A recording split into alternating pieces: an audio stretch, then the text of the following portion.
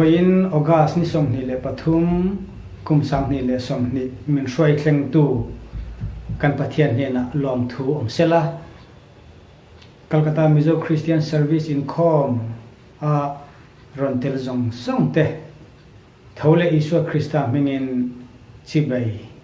kabuk chu Pathian thu thiang lim chiara ngai thlangna ilong neng o thupuan bungthum chang som ni na ngai te kong khar buladingin kakik hi tu po in ka o ria a kong a hon chuan a hnena kalut anga a hnena zanria ka ayanga ani po in ka hnena a ai bokang sam number somnga le pakhatna chang som na chiarang tlangai lo nei le ang o pathian keima hian thinlung thiang lim tak siam la ko chunga hian tharau dik tak siam thar le ang che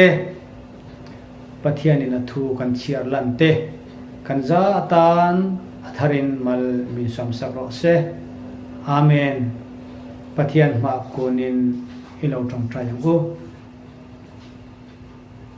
lalpa kan pathian min mangai tu nangin voini thlangin malsom na chirsian lo vurin min ompuia min hruaya min ensan ngai lo ti kan hriatin Lalwmpuii kan hritche abikin Calcutta Mizo Christian Service member zong songte muntin ramtina kan omdara lalpa Khawvêl a hrileng awangin ibiak buk te po pan thei lovin kan oma kan na te po kan du angin kan thok thei lova chu wangin mitam takin man ina te ho in lalpa ti chuan mun tin ram tina kan kaldat ani amaro kan omna mun thewa nangin min chen chila min venga min ampuya voini thangin lalpa nangin min ampuini ti kan hriatin lom thu kan hrit che August ni som ni le pathum sang ni le som ni nangin min roi tlen le tak awangin lom thu kan soinon le a voina po hian iropui nan nangma kan choi moi ve theina che ti in lalpa kan theyang angin online Inkhawm program te kanan buat sei ve le ani kan Inkhawm hi nangin min hriat pui thin angin min hriat puin min ompui le la abul min tran pui la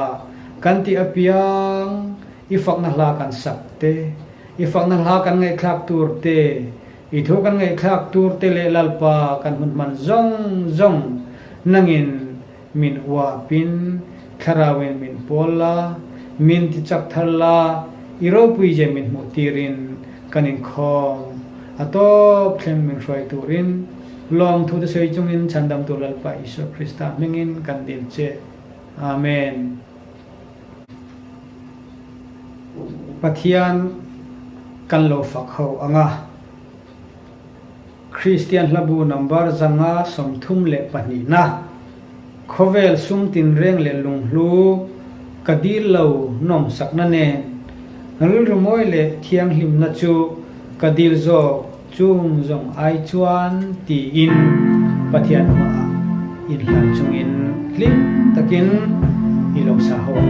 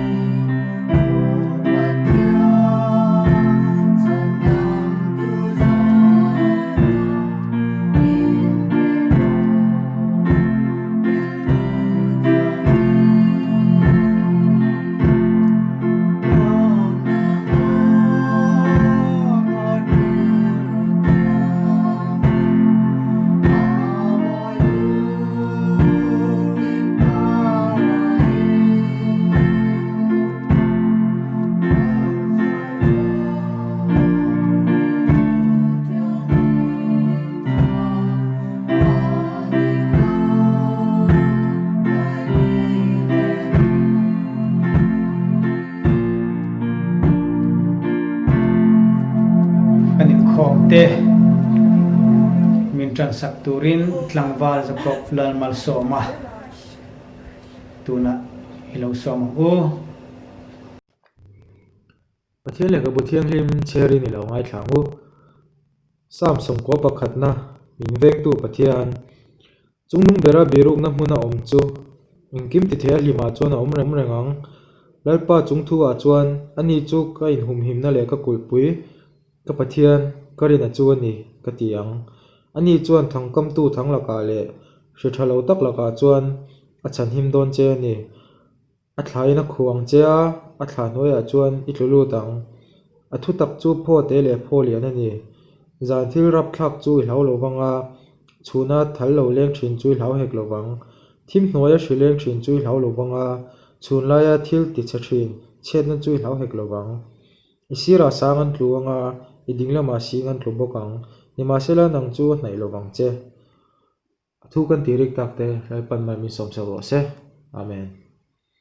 tula chuan pathian ma kunin ni lo tawng trai u Lalpa min khong aya min venga min om pui tu Lalpa tunlai boruak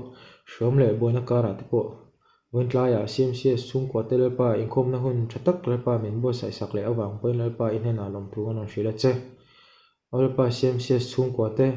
he pandemic laga tang hian min veng him zel tu Lalpa inhena anon dil che tin Lalpa he boruak awanga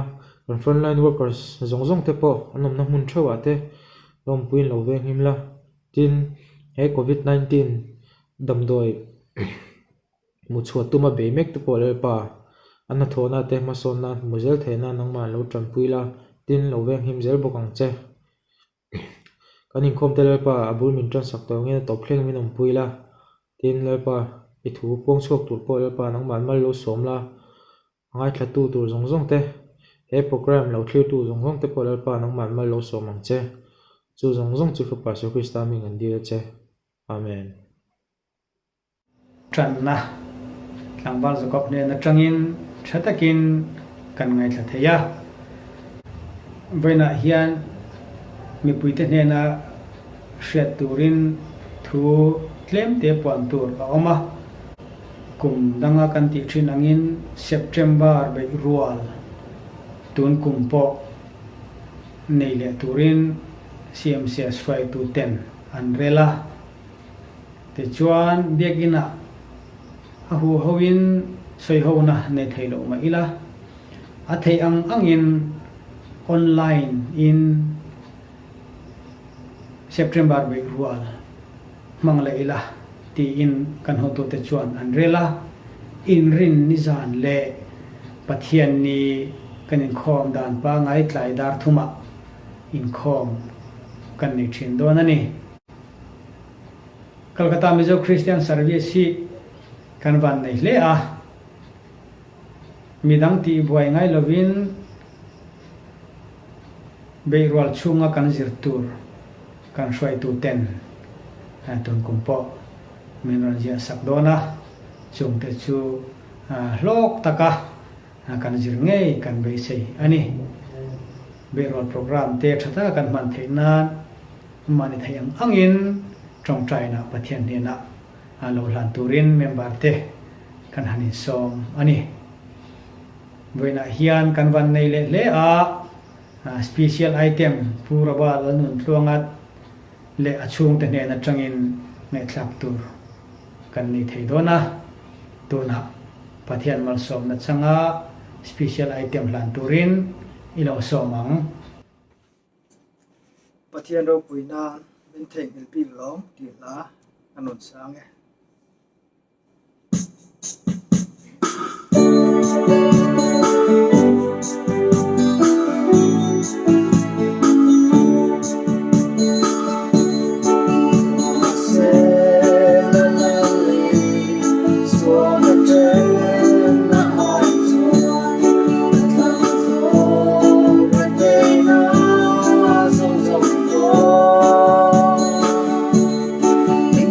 do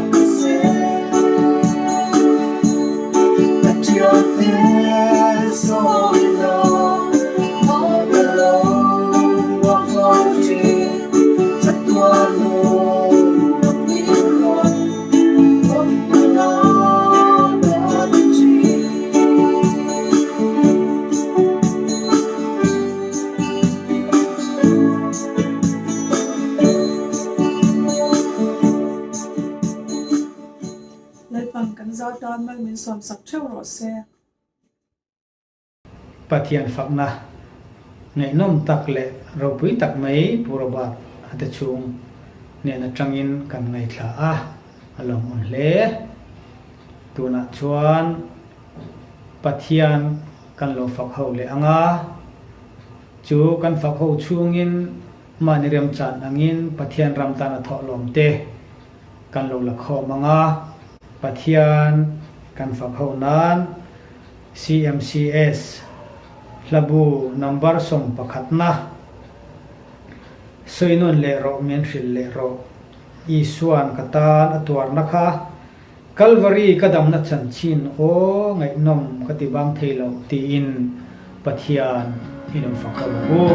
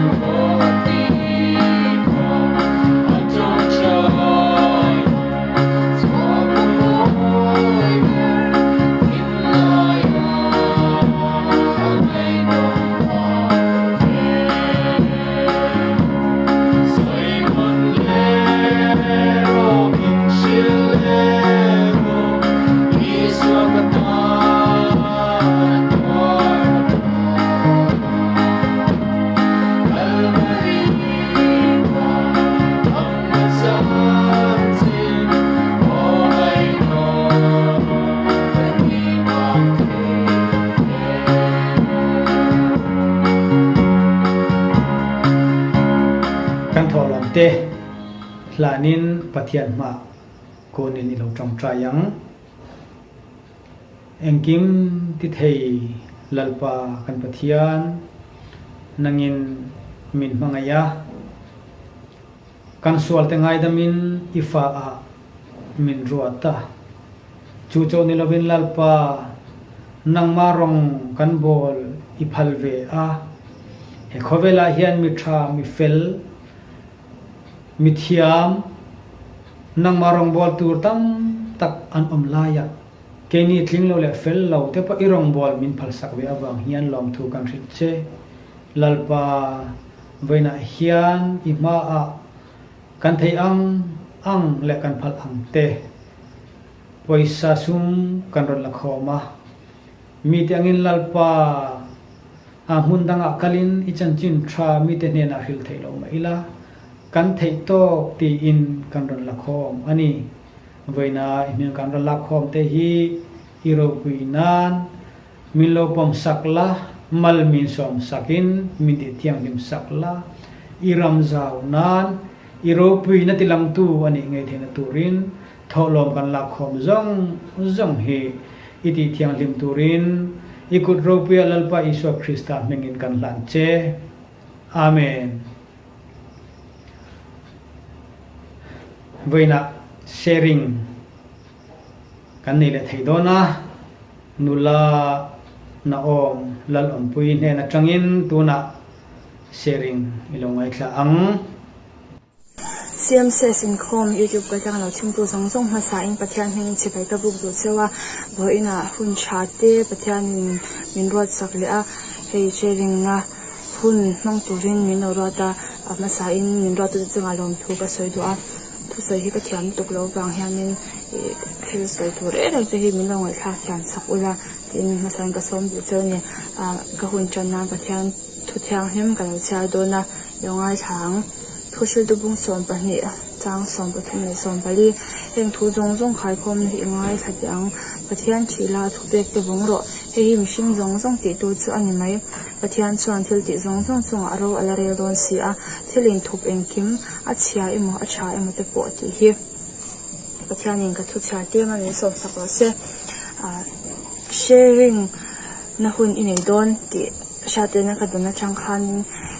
kan na han in mo de thang tu han in tala in be se de sa cha ni zo I tu chu gan thang se chu jang de pan lo thang se ka to the si in thi ro pu tak pan chha the nan chi han in ka tala in be se ve ro ni so ma se lang kha jang kha lo ne le reng na ba share tu hi chu ni pi hang kan lo nei thi ka ngai tha chak ta e tu kan na nei te in tu kan na nei te chung khat lai na kan na nei te chan cha kan na nei te kan na mo eng kim kan na nei te hi puan chha pui thama khopa ro pui ani a pathian mal som na kan don te hi puan chha pui tham khopa ro pui ni cha hi ka ngai to chak ta avan cha ta ka ban ro pui tak pathian hi tin ti han lom thu hi ka soi ta reng mai ni so lom thu ba khi tu soi tu ka ve ta lo a chon chu ke chu kam shin na en zong en te phe chuan ka thin lo dan chu amna salu tuk ringot ka thin nung po a thalawa aswala ka ngai tuana kong po a thalawa aswala mi tin me hian swali ka dai ta ngani ma se tu ti songsa pathan cha ma min som renga min lahum thina ka thil ti kong in ki ma hanin pathian ro pui za hi ka hmuni chu ka soi chok khiam lo thina ma se lom thui chu ka sel zena sa ni kan hnunga po Calcutta chang Mizo kan lo ho kong chang ve reng po in har sana chawa te pasha te ha kan tok chawa na te kha kai tu chu ni la kan kai khena chen kha sang tuk khang zong la ka te khanin kan hlap na te asha kan har sana te asha pathian chuan shilaka min huma tun thlangin dam thatakin kan kan center Ṭantu pon kan chua ka thla te po liam ni to a an van ni za hi hai ngai toilet pe chuanin khang hun lai kan hlau thon na te kan ri ro ipik na te zong lo ngai to pe ka chuanin thon thung ai nam tak chu ni la ma silangin pathian on puina bok khan kan va hmu len chu chan chu khang hun lai te khanin i Christian hi kalau ni lawang a ti thi ka lau Christian ni lawang chuan pathian lo puina te hi ka shepa om si lawa katia ka tawngṭai chu hunlai chu ka tawngṭai phe hi chuan ngi pun ngai taw le chin thong a khola ya hanin i vaira ma phe kha chuanin Calcutta khopuya rang hot po kutto nge in om na mulmal nei lo tam tak anoma chu nga po pathian shelo na ni le hal then kha chu khang zong song ngai ta phe chang kan van va han nei takkan khu wang re ni alo ni lo i kan van nei thot ka ti chuan chuanin khat takan van nei ni khama se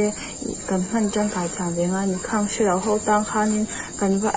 alang pawn kan va che theilo ni panin chawngṭaina kong tala hanin i che ang u chawngṭaina han thei topin i Ṭawngṭaipui tiang u ke ni aya rongbolna nge pathian thur ngot a thoi po la she theilo mo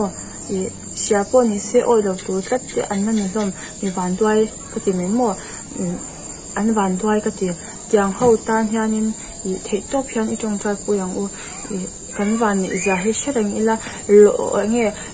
lung oi lo pathian chunga ho te wanga lung oi lo me tu kan ni lo za te ante dan kan thil du tuk kan nei theilo wang no te pathian he han lung oi lo tiang te hi iching awang u pathian he han kan tu kan khlena i ti tak za take ma nin kan be ve ngai tho Ṭawngṭaina nen kan nen thlang pathian hi kan in dor ka dor kan dor ve tho ngai chuan chanin i tiang ko ngare reng po hanin pathian kan bia ko nga po i nge thil kan jil ko nga po kan du na te kan thlan ma se i kan tu ni te kan thlan kha kan ma ni shin chang chuan a to to pathian chuanin engkima ro rel don i bible changa po a in zia ka kan sia a mishing ro rel na te hi chu engma lo ni mo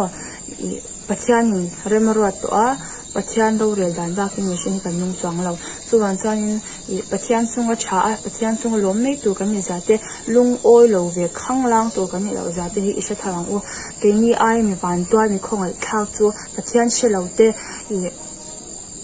pathian thu shereng to chunga dai swal luite hetiang the minun khongai thak ani ke ni chukan vani tu Ṭawngṭaina chang ti kan la sia a i lom na chang ti kan la sia a pathian thu ngai kan langai thla a kan langai thatuya pathian han te po kan langai thatuya thil tha ti na chang te po kan sia kan van nei tu chuan chuanin i pathian he na hi chuanin eng ti kong na halung oi lo ve thei kan ni lo za ti isha tharang u lom mei tu kan i za hi isha tharang u i ke po kha ka soi to ang khanin na ta kai thei kan ni lo kai ta pon hi ila lo khang hun la han lo kai ta na kalung oi lo ma tang ma selangin kan ngai to le ta lo kai ta ang pon na lung oi lo thei kan ni lo ka du wanga i har sana i ta nge mishing nge kan ho kong zong songa po ke ma ni du than na a ho kan ni khanga khalo kai pa ni ponin i ke ma thiam lo ni indinang Calcutta po hanin lo te la ko online lo kai po na ka du thana Calcutta ka ni ke ma har san na insiama pathian he na lung oi lo thei ka ni lo chuwan chuanin i kan du than na siang de khan ke ma ni har san na ka ni thlan chin chuwan chuanin en ke ma hanin i nge kan ma hun kan lo duang ve pon pathian tel lo chuan eng ma isela bang u i topa pathian kan dem le a i pathian inge ka pathian ini tak tak lo chuan ti te pon om thima sa tiang kha isim tang u i pathian chu han lom ngoi ong u tuna YouTube channel a changa en theya yom na hna changa thamwang tak en the ila te kha iwan ni zia kha in she tharo i ke po hi ke ma tan thoni chu ka soi ve ni lom me to kan ni i engkima hanin i kan la van ni zok zia te hi she thar le bu gang u idang tan hian malsawma ni te hi tumila i kema ni ya nga po ani thau kan chung ko anga te po i ani thawang i thabel anga in ngai chang te kan neya zelber anga in ngai chang te kan kan tiang zong zong ati hanin I sim tum ila mason tumang u Pathianni hanin I ke pen dun ze ila Ṭawngṭaina te hi I kha tham lovin I be wa ze nang uti ke soi du a chan chu khawvêl kan dam chung ni hi arei don lo arei lo lu tuk mi po an thi pok pok a chan chu na nei em po ani hlom lo I inding lawa thi ve thawan ni ma ba khun mo ma khun be se ya ma khun thira nu ve ve mek te ani kan van ni big zia I se tharang u I Pathian han chen si min petereng ama se min pereng don chang big mi lawanya kan men he entika po kan chan thei chu wan chuan ke man hi in ring ringin omila I midang tan ha mer so mani tumila I chat na chau hi ke ma ni chang han chwa ti tumila kan tin na te miting lo kan ni a kan lung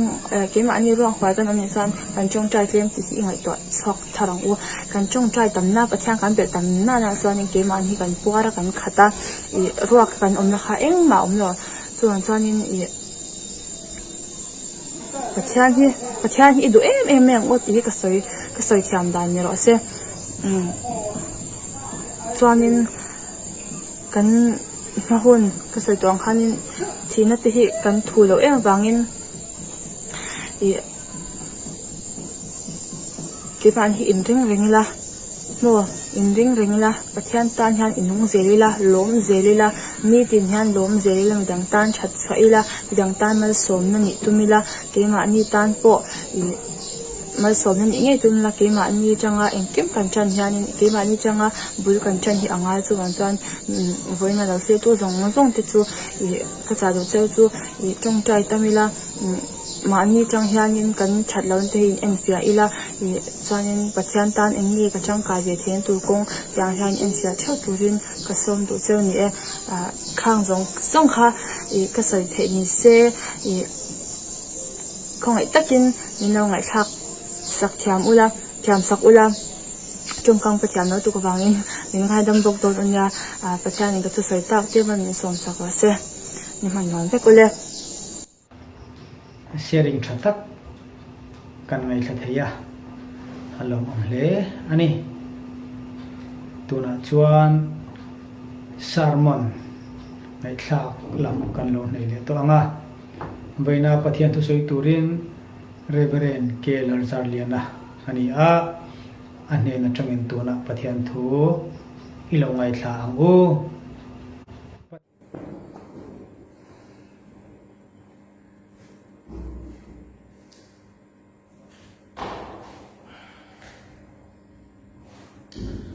Krista bana ule nau unsan sanga opte YouTube kan tlanga Pathian chibai bu mek te Pathian thu cha ngai chung zom tura in hun lu tak la tu zong te oina hian kan Lalpa so Krista mingin chibai ka bu cheu ani e hun lu tak bin petu Pathian chunga no thu pasaya tin kan Hruaitu te chunga polo thu ka soi boka hun khir tak to mai langin Pathianni te kanin oktom theina tur remchân tak ngaihtuin hianin online service mangin ruang kan ho tu te siam thina kan ho tu te pok fak an thu le ka sia wina po hian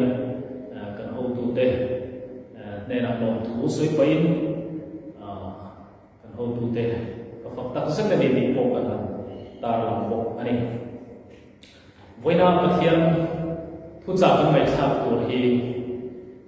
Emmanuel kan nena Pathian tinia he thu hi mathai bu khat chang som ni le pathum atanga la ania Christmas Borvela Pathian thu cha kan ai thak thin zingami ania maro chutun tumai ro chuanin Christmas thu cha kan soi don tiero ani herlova ti chuanin mun khata mi chau Pathian thu kan siaranga Pathian ne na Ṭawngṭaina te kan ne anga ti chuan Pathian thu cha kan ngai thak chhun jom mo mai don ani Robert te pung chang som le tani thu kan siar don ani Roren tu te bungruk chang som le mati tin lalpa van tin ko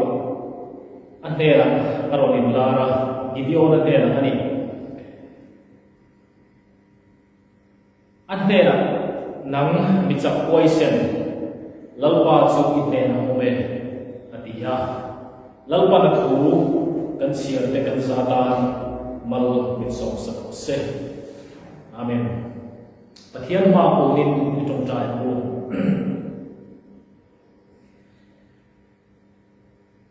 ichia mo he na thu sa ida chu voina hian lalpa kan ne na min kuan chu sak le ton ta a long thu kan rin se ani kale le ta chama chu ko som pe hi min kwa long tlang le rin tu ya long sam sela voina hian i thu te hi thu ni na ma wong thei thurin mitran puyang che kan lampai su krista pin su chu kan ti le amen Immanuela kan nena pathian ilia abak chu kan chiar vek to mayanga lali su khawvêl mai khan zirtir te hena pathian ram chu in hena aomani din asoi thina luka hung som le pasaria te athaya hung som le pathian te khan dan huwa ti chuanin zirtir te khan an tu thu sam ang messianic kingdom an ti kha huloma sela an hena lali suwa awang kharin an tha buanga Tha thâu na te poi nan khat ti la kan soi swalom ve amaro chu thole nuin vara Hruai chobin ong do na ni ti na li suan hian awangin zirtir te hera khain thamon na thu asoi thina chu ziak thang kan en chuanin zona hung som le pali chang som hi le pasari le som hi le pariya ta khan ti hianin kan muwa kakal pokdora in hera kalau kalya thamuana kan si acheu ima thamuana pe cheu khawvêl in pe kan in pe lo cheu hi in thin lung mangang su se lampo lau su se atini tin zona hung som pali chan som panga chuan tiam hian sui boka pa kadilanga ani chuan thamuan tu dang a pe cheu Satuara in hera uturin chu tharau dik takani atini Satuara in hera uturin chu tharau dik takani ati chang so le priyata chuanin farain ka kalsan lawang cheu in hera aro kalyam tin asoi chun zoma ti chuanin athole huin mathai hung som hele priyat chang som dia kharin zirtir te nen galili muna lain ti hianin asuya kei kum khuai khawvêl to kheng poin nena om zeram ti kha asoi ko ani ti chuanin atoi zongin soitai la tin ko te thil ti bung khat chang tua a kan hu angin isua chu vara Hruai chobin om ta amai ro chu athutiam ange in Pentecost ni alo khen khan thamuan tu dang tia ali suan abu tharau thiam him chuan chhum khain anunda ani chumi chira chuanin zentail te ne na te a kini thengin tharau thiam him chu le ani ta a zohna dung som le pali chang som le paruka Satuana in hena turin adiam te tin mathai hung som ni le pariat chang som ni kan tarlam ta kan soi angin ke kum khoi khawvêl to theng koin in hera kom zeram adiangin ama ne na tharawa in som na nei to te chu tharau thiam lim chen chen kan ni a ti chuanin Immanuela kan hena pathian ti ming hi kan labi suan apu zo tak sakani ti kha tarlan pasak kan ani ti chuan hemi chan chin kan soi mek laia kan thu soi hi Emmanuela kan hnera Pathian Pathian thu dik le rin hel tur omre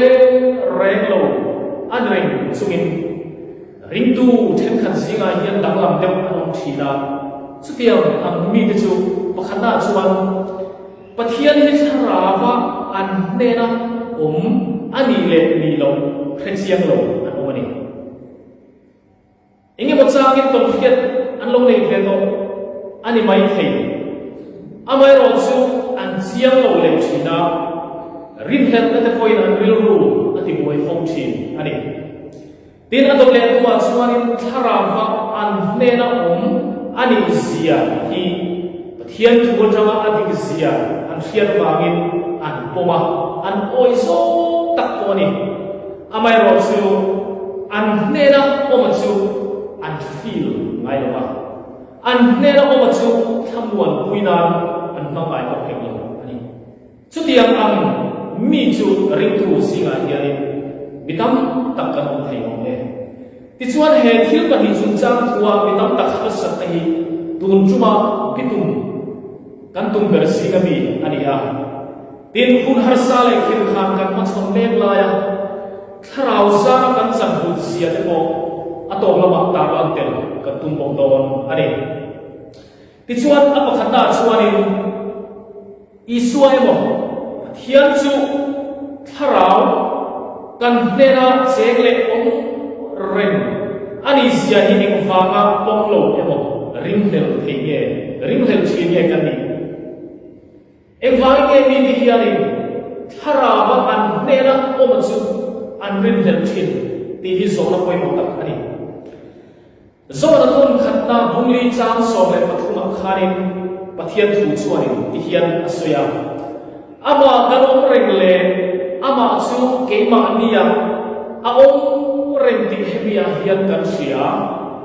tharau min pe to wangin ani am sia chu Pathian tharau thiam lim Pathian in min pe to wangin pai min pe to wangin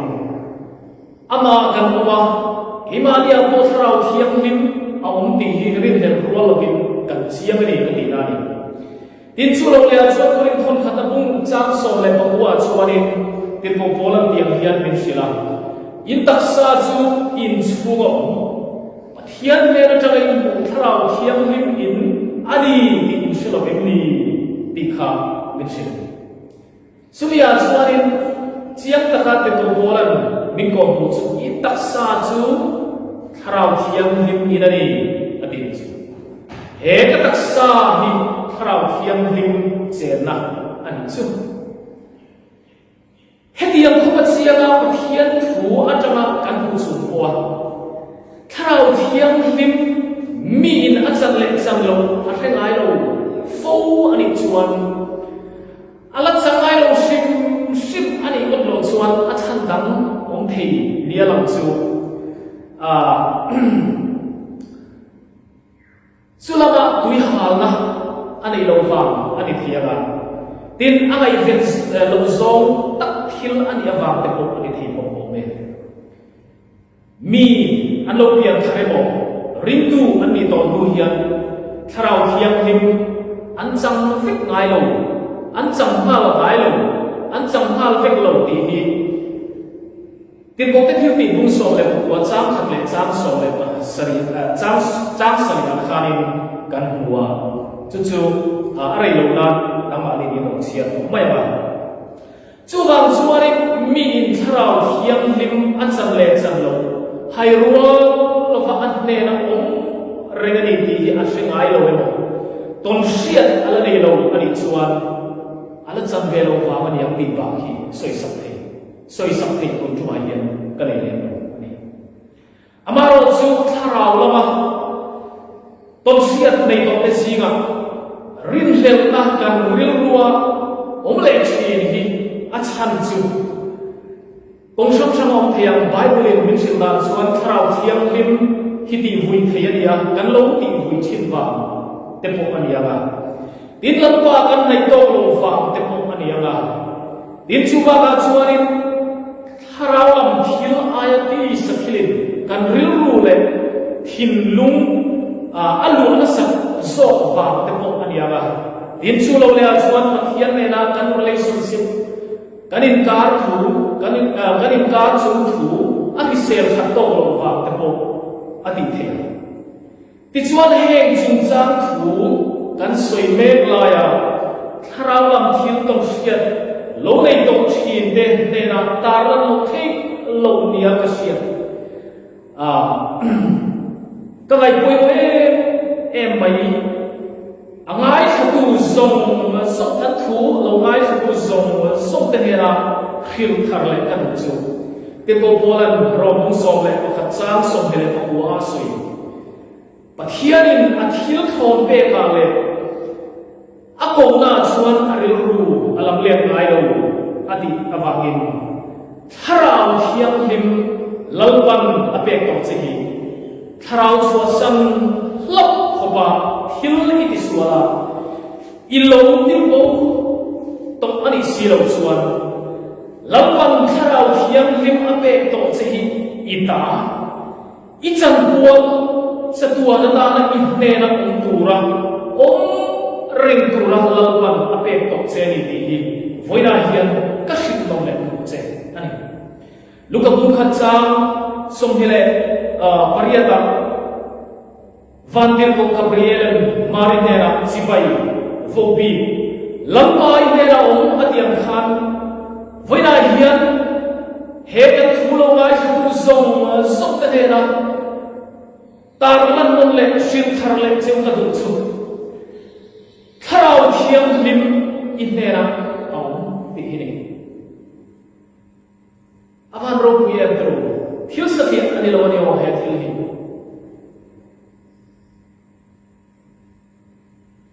tharau thiam lim inera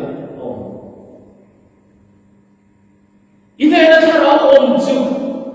lo in lar chu thar le sati taban sak te nun che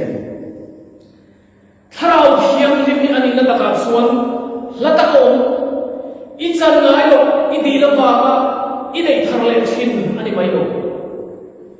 in siam ren to lo va le inuna hun iken ding lo va maya inne na ti po I khiat to mang lo le a ti po I thei hin hian thin zo ani emania on thrau thiam lim emania che reng thrau thiam lim thiếu đi thầy gì xuân sẽ là hiện mình hiện quý ta đã vàng em chúng mình thầy hiện tiền cho tung chỉ na mình rít là mình ôm tiền hiện tung chỉ na sẽ là năm quý bèn cái gì na bóc hạt chú cái mà nia hiện thảo hiện lim ôm anh ăn chơi cái này thì min rin hel tiri atum thim ani setara suan tharau hiang lim boy pui man lo tharau hiang lim dai vel lo nangma tharau hiang lim rin hel hia la siam che atum thim ani zofa te singa hian anokin po anokin viau thinin ka hia setara hi emi po ma hian engwang nge ine na mo chu Selawe mo thamuan pui thei hau laba se ta hian adu em chele achana toy te pakhat ka soi thi chu emania tharau thiam lim thil ti thei sia hi a hiat sia te bani chuwang suai kan thil ti thei na kan sak na thu ki min ti sian sa min thei hin tir min rin dan tir hi adu thin ani Pola le thora dekharin kan huwa chu tharau thiam him chu tihianin tilko polan min shilani korin tham hina bung khat chang som dire padiate FSC bung khat chang som le pathuma dekhan min chin sia tu atan le zakham na dana pathianina min pe ani min chin sia tu zakham na thamau tin tin ko pola chuan avoni tin chu lo le chuan rom bung riat chang so le panga kan huangin fa ni na Pathian fa kan mi zia nem tu emo min chin sia tu ani tharau thiam lim chu tin rong buriat sang song le pasria chuan rong lua tu Pathian rong lua tu Krista Lalawmpuii tu kan ni tin chin sia na ani thu polan kan sim puka tin rong buriat sang song ma te galatia buri sang song le chapu ma te khan te ko bol ve khian tiang hian le chila Pathian le la aba aba tia min tong trai dir ku chu he tharau thiam lim bok hi ni aung sia chu pa le fa in lai chi na ang maya in lai chi na min siam sak tu Pathian chung bera ta pa tia min au dir tu sale tak kan du tin reng kan khen khen chu tharau thiam lim li adik na chu tia ang tharau thiam lim chu lalpan apetok se ani chu amaro chu tharau chu I thamuan puya ba sakna ni bang ti hisse tanan ahawe emani kangai tu na kan zera chuanin shipui lemvel mangte hian keima lia om tharau thian min thil ti the hisse tar hian min rin hel tira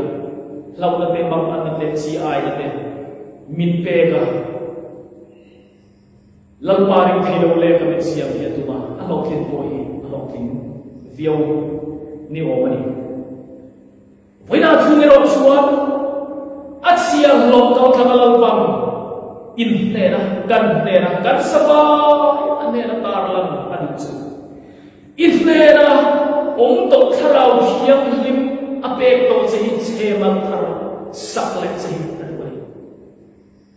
inera om to tharau hiam lim apek to chehi chema sakhar le che adwari engwang in nge chu kan tan apoi mo em achan chu kan ne na o mahi china kan tar lan khan thil sakhiat ani mot lo dio kan ne na lan pan ashrau ada ahi thil sakhiat ani mot lo na china kan tar lan to te ba khan mangana le harsatna hun khir khan ber kan tong lai kwa kan thamuan na kan rilu le thin lu zong song ne na chocolate sila min kha kheng sak thei tu ani ba ka hian waise na te chak na te thil ni thei na te chocolate sila min pe thei tu ani he tharau kan ne na lampan ada hi zona le khathon pakhat na pungli changlia khan zo na chuan in hian soi unau tu Pathian le na tai ni ya nangma ni om chu Khawvêl om ai chuan Lalawmpuii zoni aban Lalawmpuii em do Khawvêl om ai a Lalawmpuii zo e thil ni thei zo chu lalpan nangma khan adak to ni chu lalpa chu fakir ro se voidai hian in ne ro I thil nei Lalawmpuii sia hi fil thar le che lalpan achia lo kal tlang hian adu tani inero lalpan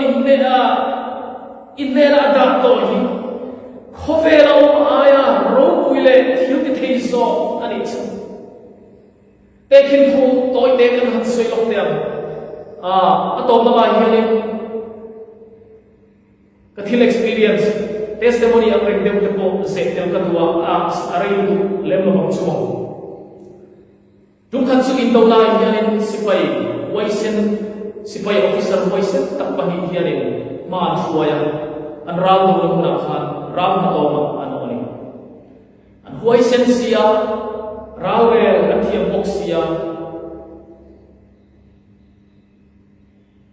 an memma ten han be kha man som tuai ai hi ne mani memma ten hun to tuai man som se ramsau tak anatoni amaro chu ti lai chuanin ansilai mu khan zolam alo panta chu ti lai tak chuan melma lam thung ero chuanin man ro thar an man ro man aya changkang so alo bok tan le ti chuanin chu mi huai sen pani zinga thian pa khan sok chuani thian pa hera chuani nung tol mai arotani tuna hian kan nung tol lo chuan kan silai pu aso towa kan ti suan pa lo ani chuan mel ho hianin min huwa ala kan sipai ka chu soi lo ke ma ni chok hianin thimam thek thei kan ni chu tu na kan din hun chiang tak lam tlak sa ani chu wang chuan nung tol mai hi atham ani ama ro chu athian pa chuan adu lo ani ngoro helai hun aya mun tha hi kan hum to la ni chuanin kan chang le thei to lo chu wang chuanin nak tu khwar ni chu theng hian thil ngai chang ko dila chumi huna chuanin thu to kan siam do dia ani ti chuanin khwa an kha thim ta zat ko tim noya in do tu tu ong thu ong su ti chuanin me balam pom chola ni pom chola khwa war le hun an kha chu tiama mu po mu le thi la wa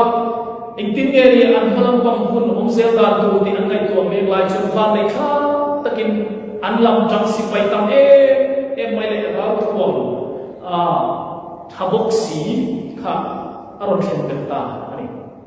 ti chuan atu kwalo vara indo an chan le me ma ong le chuna ani be le ta reilo te an ti to ma ne na an sang ta chu si pai huai sen pani te chu an mi thai mai mi fa on lo ma lo man huai sen lo man te ko an dong he ti chuan ai chu khan chu athian pa nun tol pro tu zo khari athian pa me na chuan khami chuwa nun tol in plat lo na chan kha enge modile tin aso ta chu pa chuan ahun taka min chan pui tur an lo khen dom ti phucha thrit lo kan i bang ni dia athian pa chuan chu tiam te chu khen lo thi tho ni ti kha i se om sia ing tin nge ni irin thei zo le nung tol tu lo wa ing tin nge ni yom zo thei zo le ni chu ya chuan chu pa chuan tiam hian san min shit tu chu kapa ani adia thian pa chu ne ani tak chu kan general in chu tiam tu chu alo shit ring che ni chu patitani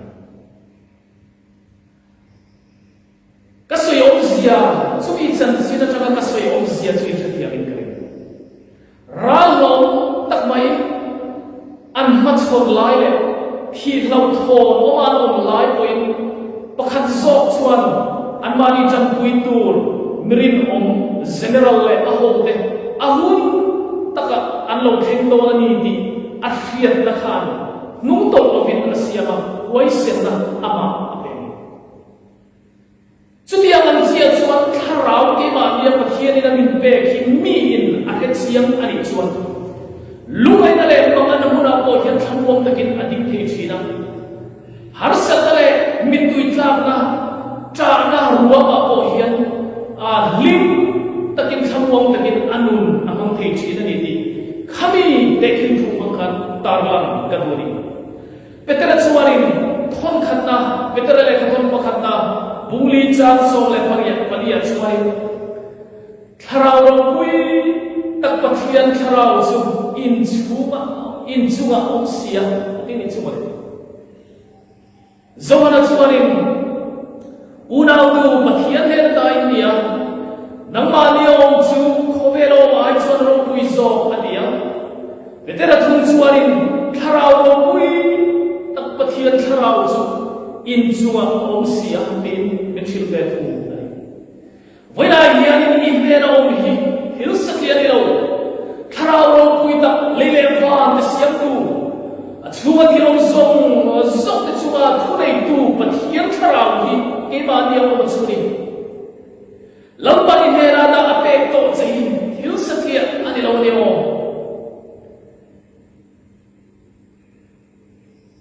dung khan chu zum tha khan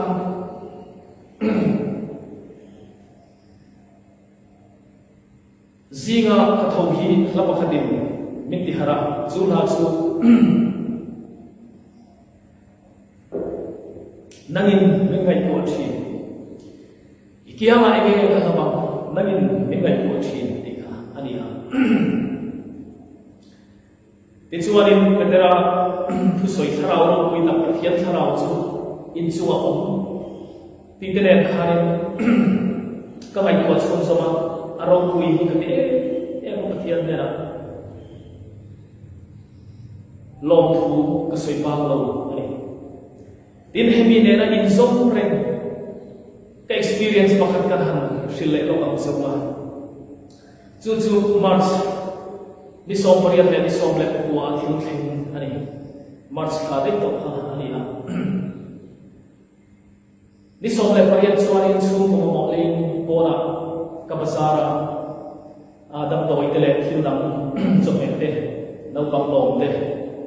lei mun shak shaka kaba sa ko bai ti chuanin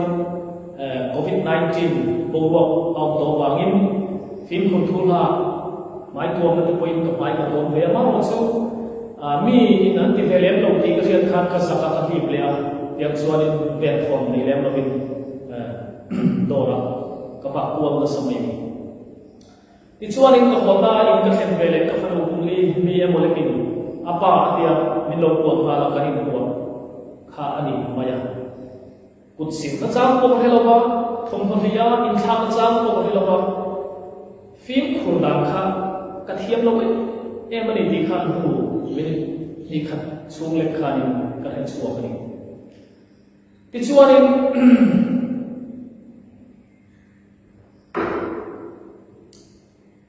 tu kalau ini kan suami ta message pakat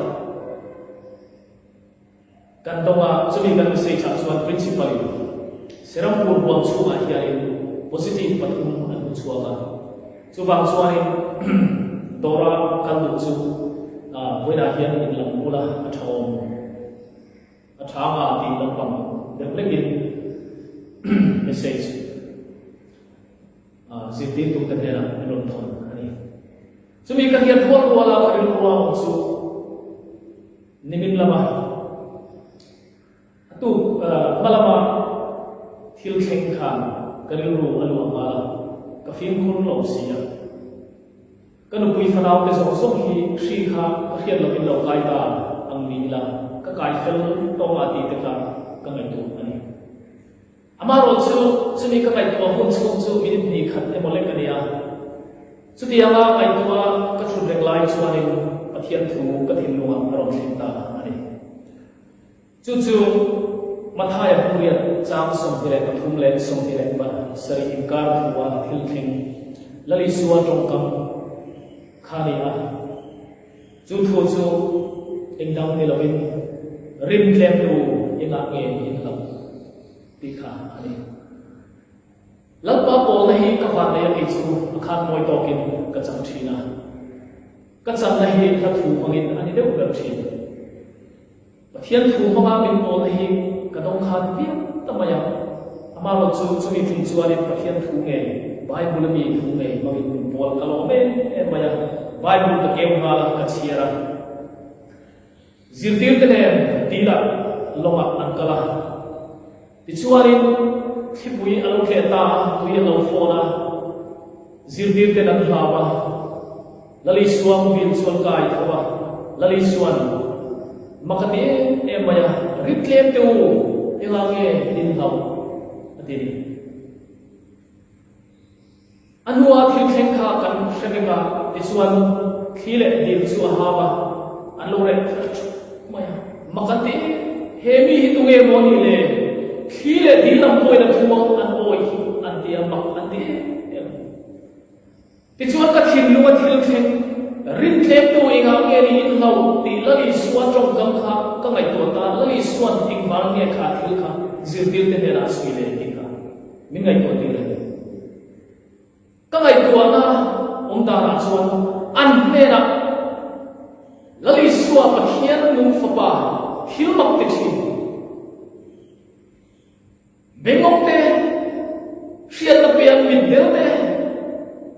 mu thei na pe a phar te po ti thiam le ma ke ba te po ke kal ri chi khatiam ko ma thiam ti thei an ne na opreng chuan zirtir te hla va an lali suan mak ati ri ka shi ong le na ma chuan zirtir te din puna khan in da tai la a om ani tui phone an huwa khi puya lo ke oxia ta kharin thil lo kha thil om ta kani ama ro chu an ne na om la li suwa kha khiat suwa cha an thlo ani mai thi thawan puya an nei lo ani chu tak chu la li suwa mak ati chan le a hau chan ni ka sia chu chuan kan na thu se ani chu wang chuan ke pok la li suwa rin le pa ela ke ni lo min ti hian ka sia ti chuanin a thun som se ta chuan ke ba hian thara ka lo pa hian se ka ring ni si chuan ega nge ka ma ana ega nge ka lu ka yam ti zo na ka apia chuan chuanin voina hian ke ma le midam kan thu lo ngai thu zo ane na soi ka du lalpan apek to sei thil satia ni lo inena ta to hi thil satia ni lo tharau lo pui tak pathian tharau chu inena apeto sia inena ovam khan itan lu ngai na tur om lo ti voina yana thara khiat mong tir la che ka hei kan thamuan pui tura lalpan min pe ani si kan ne lo hi hile di lam te poina thuan poi eng kimina athupe an poi chian khania dir ko polan porin thoni na busom zanglia sui keini ra thuam na chu ti sami ni silwa pul pui hen tak te chian thei tura thian sar thil ti thei takani ani kha chu thil ti thei na nei tharau thiam lim thil ti thei na chu pe kani chu bang chuan khoina hian na tu lali suan thapuan na ka pe che khawvêl ni na pe angin ka pe lo che in thin lung ma bang su se ati kha kan thamuan na khop ani tharau thiam lim hemi chung chang thu kan soilai hian in tun lai kan du rong nen hian kan khai khin ta ani point heti zong hian in lo soibel ta ya emania tharau thiam hi mo wang hian in confidence kan nei le tu ka ekma poisa kan nei pura ni lo di lam wang kan soi tu ani lo nima sala lungai na le mam anna khawvêlin ama chon mek lai hian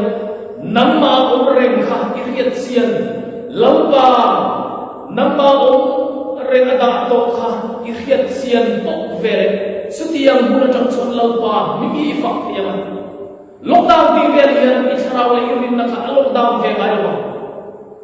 chuwang chuanin kan ne na om ahi kan ne na lalpan ada ahi kan hiat sian angai ta setani chu hoina kan thu cha bulpui berania lalpan tharau thiam him apetok se inne na ada to se rin chan la kani lalpan athu kan sa kan mal miso sa vekro se amen Pathian thu ropui tak mai kan ngai thla theya kan pathian chu fakin amro se biak ina kan Inkhawm thei lo nu online Inkhawm kan nei atangin member te hun changtu tura kan ruat ten thanem ngai takin in hun te ngai poi mo in rat mang thina kan lom le pathian min hruaina pi a member te impact na azara voi ni thlenga online Inkhawm program kan nei theizel hi kan lom em ani tin ha taka kan program te min remkhom sakthim tu kan ho tu te ne na po lom thu kan an soibo ani Inkhawm ban lam kan lo nei don to anga ban hla satok halnovin to na chuan kan zawa in Lalpa Ṭawngṭaina so in kan hun kan ti taw don ani Lalpa Ṭawngṭaina ilo sei ro lang u kan pa vanami iming za om ro se iram lo khem ro se idu zong vana anti angin lei ami ti ro se ni tin kan ei khopin cho min pe ang che kan chunga thil ti sual tu te kan ngai dam angin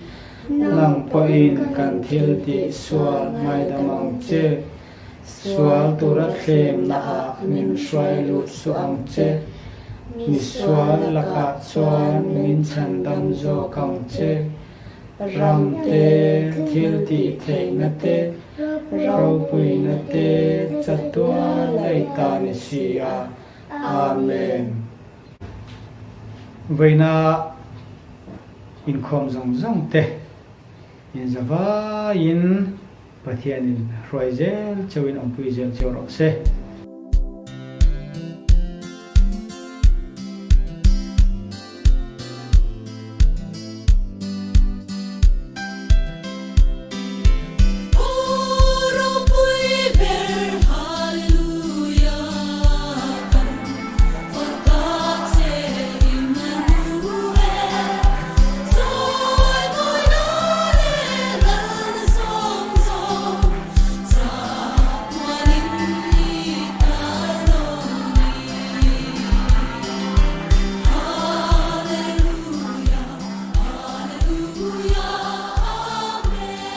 service lama kan nu le pate